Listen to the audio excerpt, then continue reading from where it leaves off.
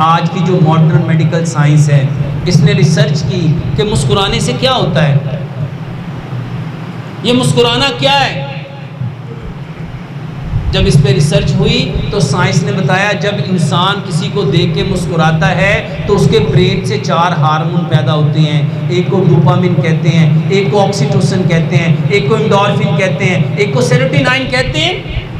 جب یہ ہارمون جسم سے ریلیز ہوتے ہیں انسان کے اندر فرحت کا، خوشی کا اور مسرت کا بدن میں ایک کیفیت پیدا ہوتی ہے، اور جب انسان خوش ہوتا ہے تو اس کا بدن، جب اس کا یہاں سے خوشی کا کیمیکل بنتا ہے تو سب سے پہلے اس کا دماغ خوش ہوتا ہے، پھر اس کا دل خوش ہوتا ہے، پھر اس کا معدہ خوش ہوتا ہے، پھر اس کا جگر خوش ہوتا ہے، پھر اس کی آنتیں خوش ہوتی ہیں، اس کے جتنے پارٹس آف باڈی ہیں وہ سارے خوش ہوتے ہیں۔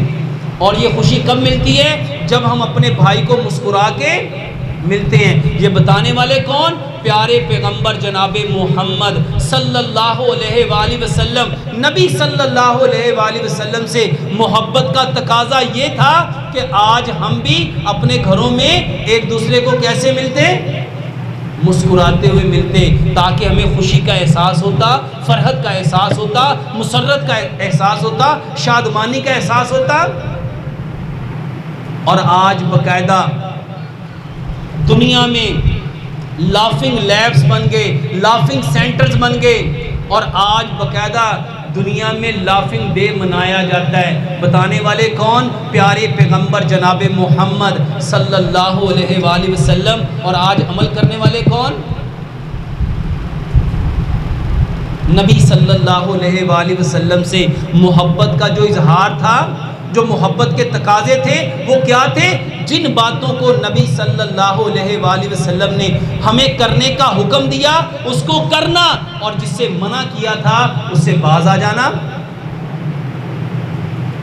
اور اگر ہم نے یہ نہ کیا، میرے محترم بھائی اور بہنوں، آج پوری دنیا میں سب سے زیادہ جو قوم ذبح حالی کا شکار ہے، جو ذلت کا شکار ہے، جو پستی کا شکار ہے، پوری دنیا میں جو قوم ذلیل ہو رہی ہے، رسوا ہو رہی ہے، پستیوں میں جا رہی ہے، وہ مسلمان ہیں۔ سبب کیا ہے؟ کہ ہمارے جو دعوے ہیں محبت رسول کے وہ آسمانوں پہ ہیں، اور جو عملی طور پہ نبی صلی اللہ علیہ وآلہ وسلم کا اسوہ حسنہ تھا، جو ان کے طریقے تھے، اس کو ہم نے فراموش کر دیا ہے۔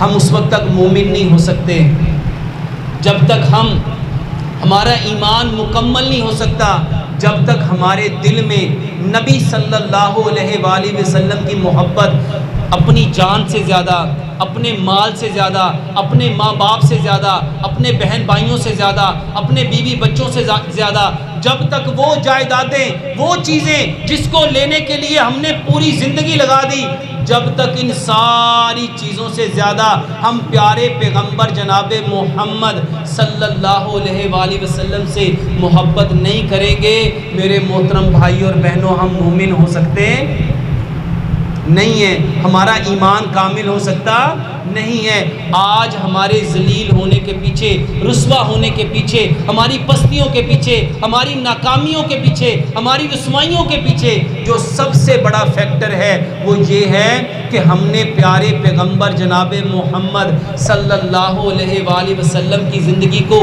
جو پریکٹیکلی زندگی تھی، جو وے آف لائف تھا، کوڈ آف لائف تھا، پیتھ آف لائف تھا، زندگی گزارنے کا سب سے خوبصورت طریقہ تھا، آج ہم نے اس طریقے کو فراموش کر دیا۔